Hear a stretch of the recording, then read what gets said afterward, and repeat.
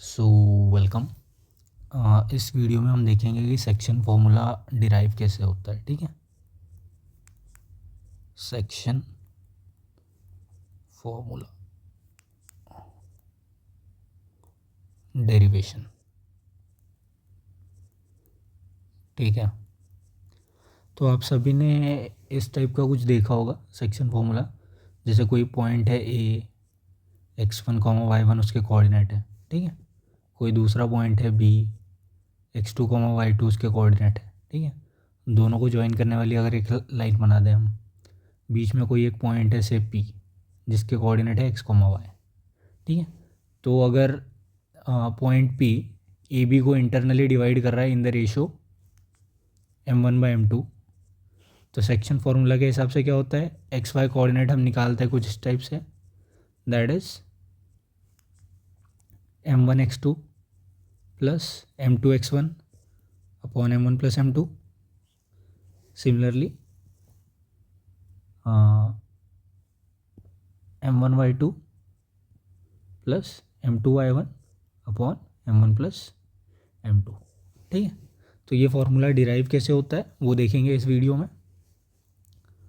तो सबसे पहले स्टार्ट करते हैं। कोई एक पॉइंट है ए, ठीक है, जिसके कोऑर्डिनेट है x1 y1, साइड में लिख देता हूँ x1 y1। ठीक है, एक दूसरा कोई पॉइंट है बी, उसके कोऑर्डिनेट मान लेते हैं x2 y2। ठीक है, तो इसके कोऑर्डिनेट x1 y1 है, x2 y2 है। इसका क्या मतलब है, इसका ये मतलब है अगर मैं एक्स वाई एक्सिस ड्रॉ कर लूँ, ठीक है, कोऑर्डिनेट एक्सिस, ठीक से हुआ नहीं है, तो सपोज ये हो गया हमारा वाई एक्सिस, ये हो गया हमारा एक्स एक्सिस। ठीक है, तो दिस इज और Y axis, this is X axis. तो x1 y1 का क्या मतलब है, अगर ये हमारा ओरिजिन है, ठीक है, ये ओरिजिन है हमारा, तो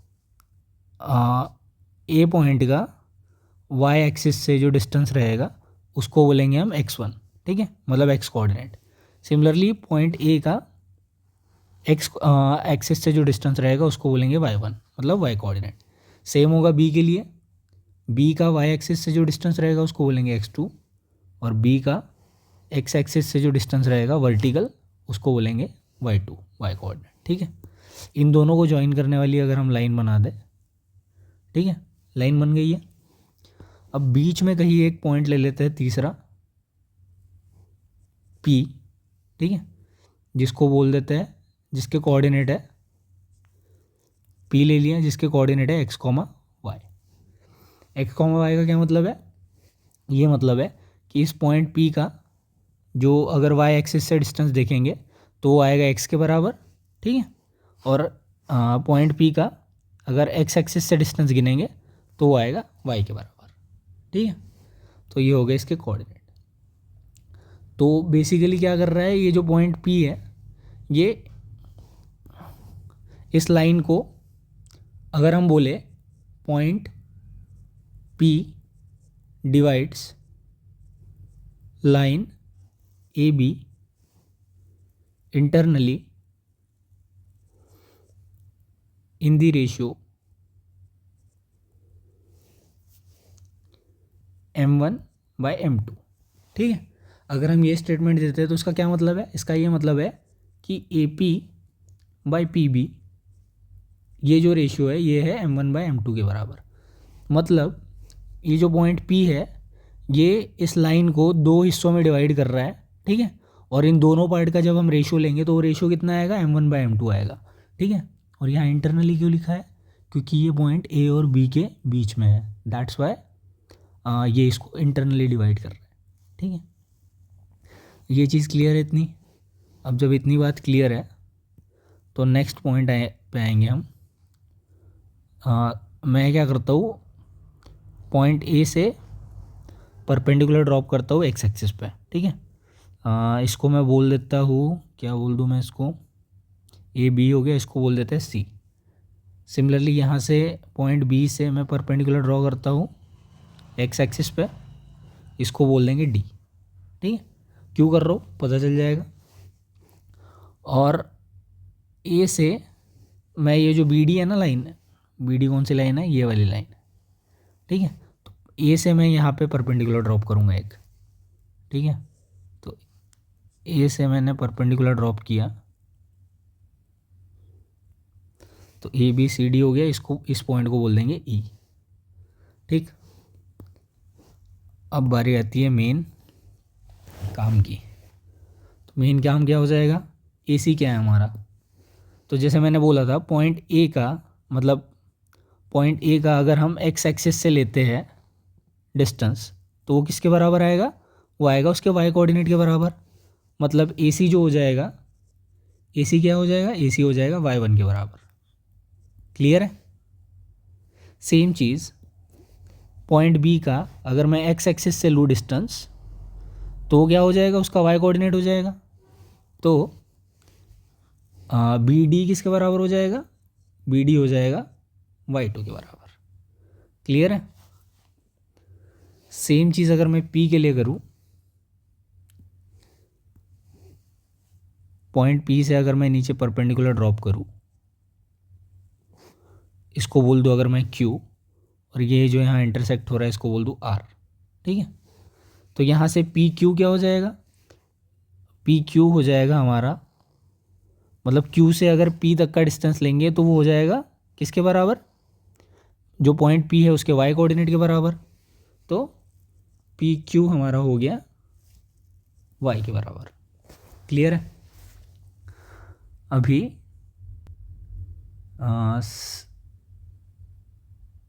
सेम चीज़ करेंगे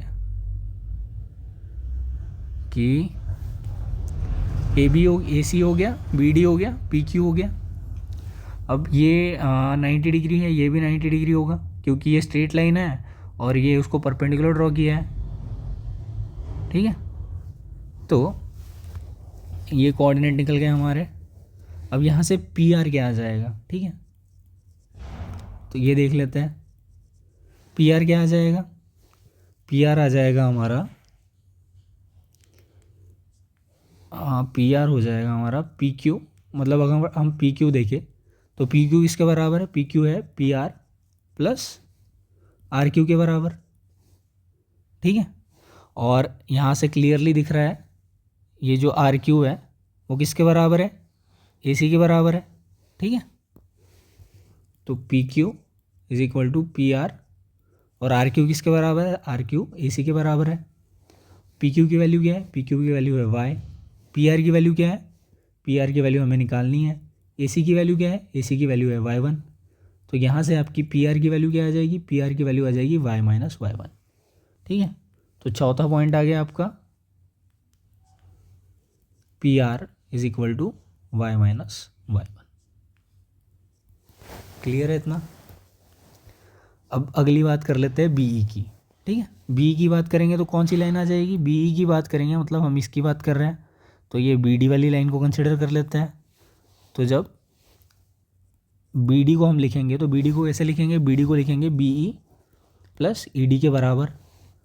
तो सेम बात जैसे आर क्यू था ए सी के बराबर, सेम ई डी भी होगा ए सी के बराबर। ठीक है, क्योंकि ये स्ट्रेट लाइन है हमारी पूरी और ये भी स्ट्रेट लाइन है, तो ये एक टाइप से रेक्टेंगल बन रहा है। ठीक है, तो जो ए सी होगा वही ई डी होगा। तो यहाँ से क्या हो जाएगा हमारा B D is equal to B E plus E D की जगह आ जाएगा ए सी, और बी डी की वैल्यू क्या है वाई टू। ठीक है, और बी ई हमें निकालना है और ए सी की वैल्यू क्या है वाई वन। तो यहाँ से बी ई क्या आ जाएगा, बी ई आ जाएगा Y two minus Y one. तो ये आ गया हमारा B E which is Y two minus Y one. Clear है। अब ये चीज़ हो गई। अब नेक्स्ट क्या करेंगे, ट्रायंगल दिख रहे हैं हमारे पास दो, एक ये ट्रायंगल दिख रहा है और एक ये बड़ा वाला ट्रायंगल दिख रहा है। कौन कौन सा दो ट्रायंगल है, एक है हमारा ट्रायंगल पी आर ए और दूसरा ट्रायंगल क्या है हमारा ट्रायंगल BEA, ठीक है। और इस ट्रायंगल में क्लियरली दिख रहा है कि ये वाला जो एंगल है, एंगल ए, इस ट्रायंगल के लिए ये वाला एंगल है, ठीक है। बड़े वाले ट्रायंगल के लिए भी ये वाला एंगल है।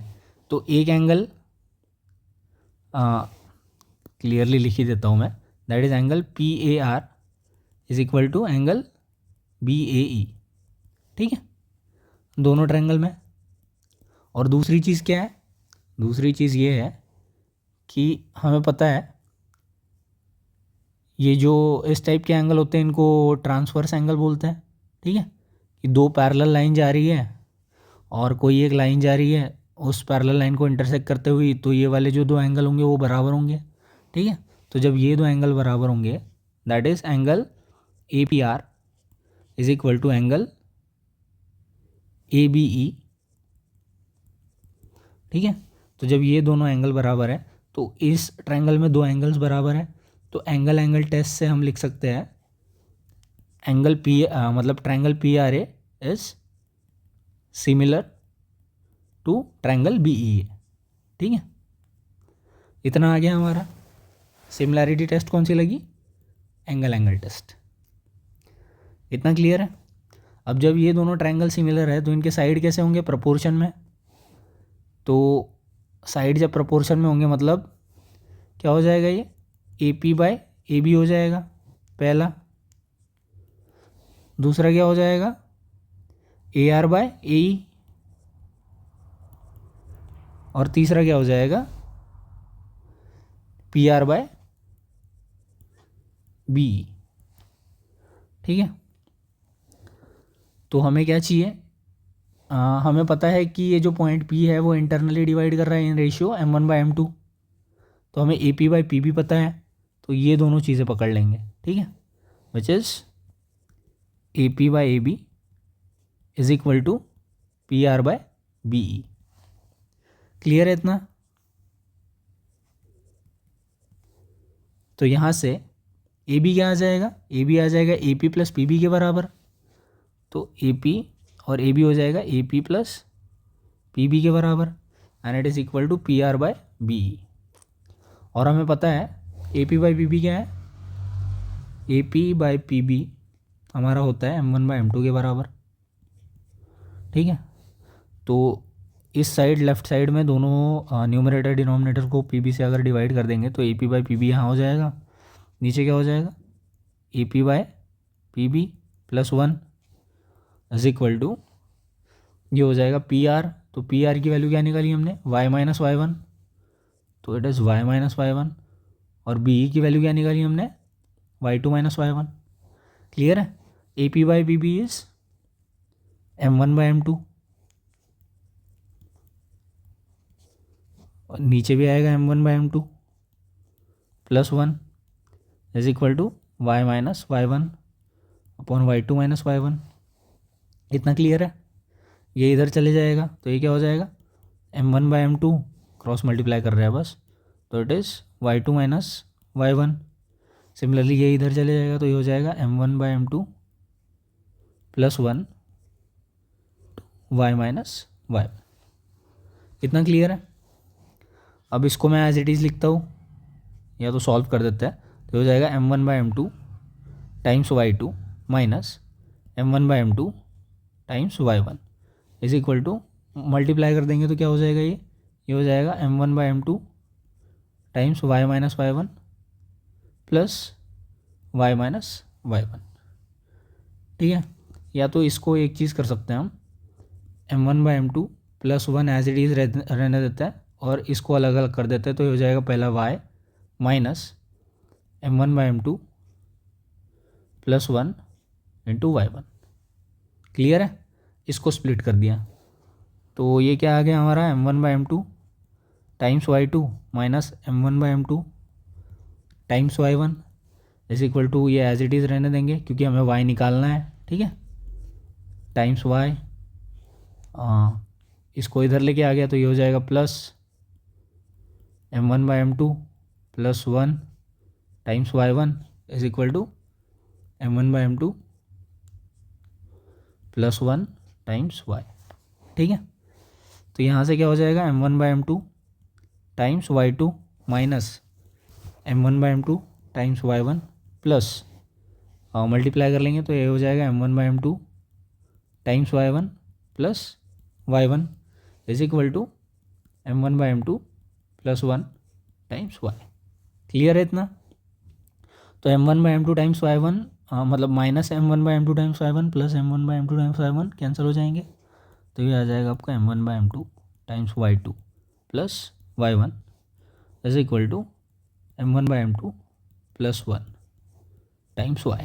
ठीक है, इसको इधर लेके आएंगे या तो दोनों साइड इस रेशियो से डिवाइड कर देंगे तो क्या आ जाएगा ये m1/m2 times y2 plus y1 upon m1/m2 plus 1, और इस फैक्टर से डिवाइड कर दिया दोनों साइड तो यहाँ बचेगा सिर्फ y। ठीक है, अब क्या किया, क्रॉस मल्टीप्लाई कर दिया तो ये क्या हो गया m1 times y2 plus m2 times y1 upon m2 upon में आ गया m1 plus m2 divide by m2। कैसे आया, 1/1 क्रॉस मल्टीप्लाई किया, ये इंटू 1 हो गया m1, m2 इंटू 1 हो गया m2 और नीचे आया m2, ये हो गया y के बराबर। m2 कैंसिल हो गया तो y क्या आ गया आपका, y आ गया m1/2 plus m2/1 upon m1 plus m2। ठीक है, तो इस तरीके से आ गया आपका y coordinate for section formula. तो y कोऑर्डिनेट समझ में आ गया आपको कैसे आया। तो जैसे y कोऑर्डिनेट आया है सेम आपका आ जाएगा x कोऑर्डिनेट। क्या करना पड़ेगा उसके लिए, आपको y एक्सिस पे प्रोजेक्शन लेने पड़ेंगे। ठीक है, तो जब आप y एक्सिस पे प्रोजेक्शन लेंगे तो जैसे आपने y कोऑर्डिनेट निकाला है वैसे आपका x कोऑर्डिनेट भी निकल के आ जाएगा। सेम प्रोसेस फॉलो करना है, ये होमवर्क है, एक बार ट्राई करके देखना। तो जैसे आपने निकाला है y कोऑर्डिनेट इस टाइप से, उसी सेम तरीके से आपका x कोऑर्डिनेट क्या आ जाएगा, m1x2 plus m2x1 upon m1 plus m2। ठीक है, तो इस हिसाब से आपका सेक्शन फार्मूला क्या हो जाएगा, इस हिसाब से आपका सेक्शन फार्मूला हो जाएगा x, y is equal to m1x2 plus m2x1 upon m1 plus m2 comma m1y2 plus m2y1 upon m1 plus m2। Clear है, कुछ नहीं करना है। जैसे हमने y कोऑर्डिनेट के लिए x एक्सिस पे लिया प्रोजेक्शन, x निकालने के लिए यहाँ पे लेंगे प्रोजेक्शन। ठीक है, तो इस टाइप से आपका ऐसे ट्रायंगल बन जाएंगे, ये वाले दो ट्रायंगल ऐसे बन जाएंगे। ठीक है, इन ट्रायंगल को एंगल टेस्ट से सिमिलर प्रूव करना है, इनका रेशियो लेना है, रेशियो लेने के बाद ऐसे सॉल्व करना है। सॉल्व करने के बाद जैसा ये सारा निकला है वैसे ही आपका निकल के आ जाएगा। ठीक है, तो इतनी ही चीज़ें करनी है, सेम चीज़ रिपीट करनी है। मैं एक बार ट्रायंगल बना के दिखा देता हूँ आपको कि करना कैसे है, बाकी करना आपको ही है। ठीक है, तो ये हमारा पॉइंट P है,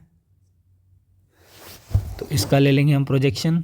ए से डालेंगे प्रोजेक्शन y एक्सिस पे कुछ इस तरीके से दिखेगा, बी से डालेंगे y एक्सिस पे इस तरीके से दिखेगा, पी से भी डालेंगे तो ये कुछ इस तरीके से दिखेगा। ठीक है, तो अगर इसको मैं बोल दूँ ABP हो गया था ना, तो ये CDE हो गया। ठीक है, इसको बोल देते हैं, यहाँ से इस लाइन पे डालेंगे इसको F बोल देते हैं, P पॉइंट से इस लाइन पे डालेंगे इसको G बोल देते हैं। ठीक है, तो आपके जो दो ट्रायंगल हो गए, ये एक बड़ा वाला ट्रायंगल हो गया, मतलब एक छोटा वाला ट्रायंगल हो गया, और एक ये दूसरा ट्रायंगल हो गया। मतलब ट्रायंगल क्या क्या हो गया, AFB, और दूसरा हो गया ट्रायंगल, इसका नाम था P, इस पॉइंट का P नाम था, ये था G, तो ये PGB। ठीक है, दोनों ट्रायंगल को सिमिलर प्रूव कर देना है बाय एंगल टेस्ट। ये वाला एंगल, ये वाला एंगल दोनों ट्रायंगल में कॉमन है। ठीक है, और दूसरा वो जो दो पैरेलल लाइन है, तो अगर उनको एक लाइन इंटरसेक्ट कर रही है दो पैरेलल लाइन को, तो ये जो एंगल होता है ट्रांसवर्स एंगल वो सेम होता है। ठीक है, तो ये वाला एंगल सेम हो जाएगा, तो एंगल टेस्ट से दोनों एंगल ट्रायंगल सिमिलर हो जाएंगे। इनका रेशियो लेना है, सॉल्व करना है, सेम चीज़ लास्ट में आपका x की वैल्यू ये निकल के आ जाएगी। ठीक है, तो आई होप क्लियर है आपको ये चीज़। कोई भी डाउट है do let me know in the comment section and thanks for watching.